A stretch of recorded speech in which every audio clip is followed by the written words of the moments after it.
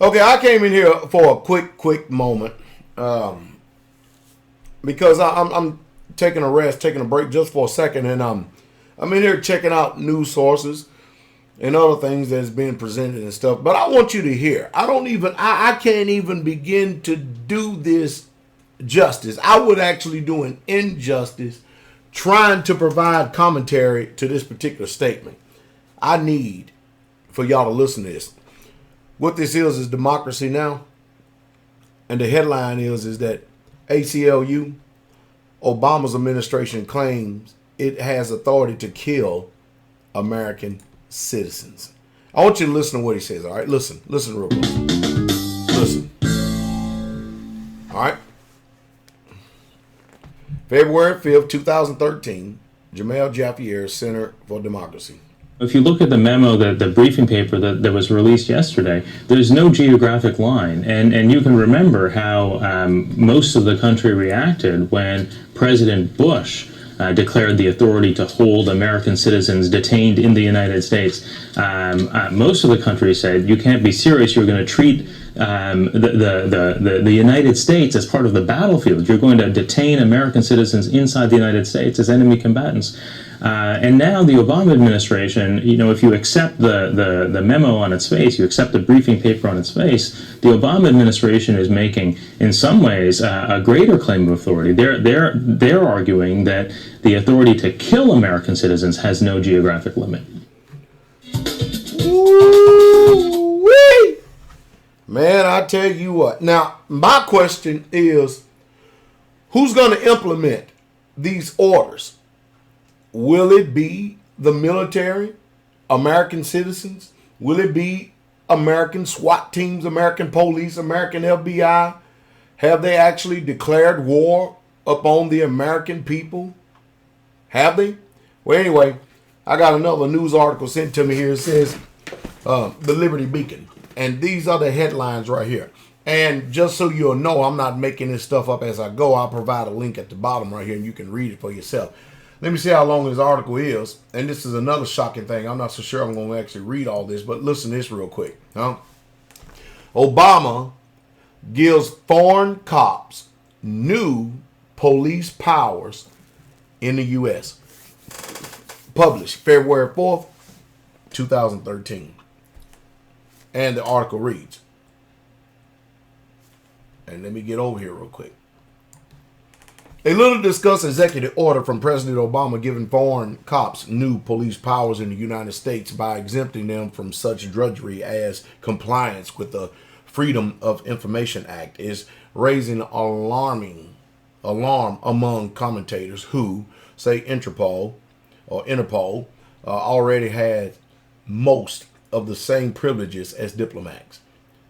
At David Horowitz newsreel, Michael Van D. Galen said, the issue is Obama's expansion of President Ronald Reagan's order from 1983 that originally granted those diplomatic privileges. Reagan's orders carry certain exemptions requiring that INTERPOL operations be subject to several U.S. laws, such as the Freedom of Information Act. Obama, however, removed those restrictions in his December 16th amendment to Executive Order 12425.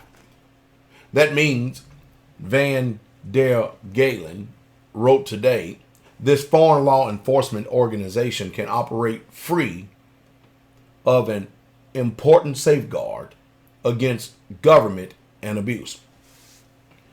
Quote-unquote property and assets, including the organization's records, cannot be searched or seized. Their physical locations are now immune from U.S. legal or investigators' authority, he wrote. Obama's order said he was removing the Reagan limitations on INTERPOL, and that is spelled INTERPOL, all caps. Amended Executive Order 12425 designated INTERPOL as a public international organization entity to enjoy certain privileges, exemptions, and immunities. By the authority vested in me as president and by the Constitution and the laws of the United States of America, including Section 1 of the International Organization Immunities Act of 22 U.S.C. 288, and in order to extend the appropriate privileges, exemptions, and immunities to the International Criminal Police Organization, INTERPOL, it is hereby ordered that the Executive Order 12425 of June 6, 1983, as amended, is further amended by depleting from its first sentence in words except those provided by Section 2C, Section 3, Section 4, Section 5, and Section 6 of that Act, and the semicolon of the immediate precedes them, he wrote. At the threatswatch.org website, Arthur Steve Shipley and Clyde Middleton gave their interpretation of the result. Now, this is their interpretation. In light of what we know we can observe, it is our logical conclusion that President Obama's executive order amending President Ronald Reagan's 1983 EO executive order, or 12425, by placing Interpol above the United States Constitution and beyond the legal reach of our own top law enforcement, is a precursor to more damaging moves, they wrote.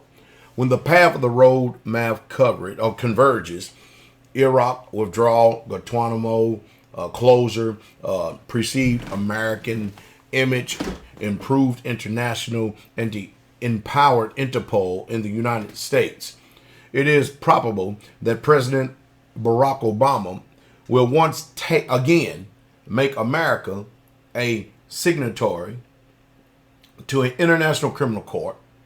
It will be a move that surrenders American sovereignty to an international body whose Interpol enforcement arm has already been elevated above the Constitution and American domestic law enforcement, they said. All right. For an added, and look at this disturbing wrinkle, Interpol's central operation office in the United States is within our own Justice Department offices. They are American law enforcement officers working under the aegis of Interpol within its own Justice Department, that they now operate with full diplomatic immunity and with, and look at this, inviolable archives, you hear that, from within our own buildings, should send red flags soaring into the clouds, they said. Ultimately, a detailed verbal explanation is due to an American public from the President of the United States detailing why the international law enforcement arm assisting a court we are not a signatory to has been elevated above our Constitution upon our soil. Records show that the original order designated Interpol as a public international organization. Reagan had extended appropriate privileges, exemptions, and immunities, but kept it subject and searches and seizures under appropriate legal circumstances. Obama's decision analysis have concluded exempted Interpol from all restrictions. All right. Let's see how long is this. Okay, almost done. A little bit more time.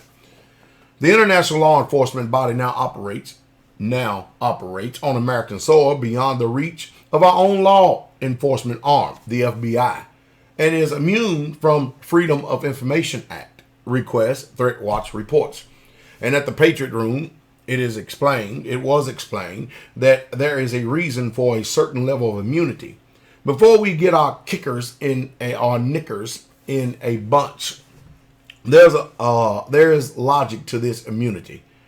While we like our Constitution and laws, and sometimes I have difficulty reading some of these articles because it's the first time I'm reading it as I'm reading it to you, and I like to try to read things, slow down, and do it with understanding. So that's why you hear me repeating some of the things that I'm saying. All right, other countries like their Constitution and law, it doesn't matter if the concept of personal freedom is more expansive here.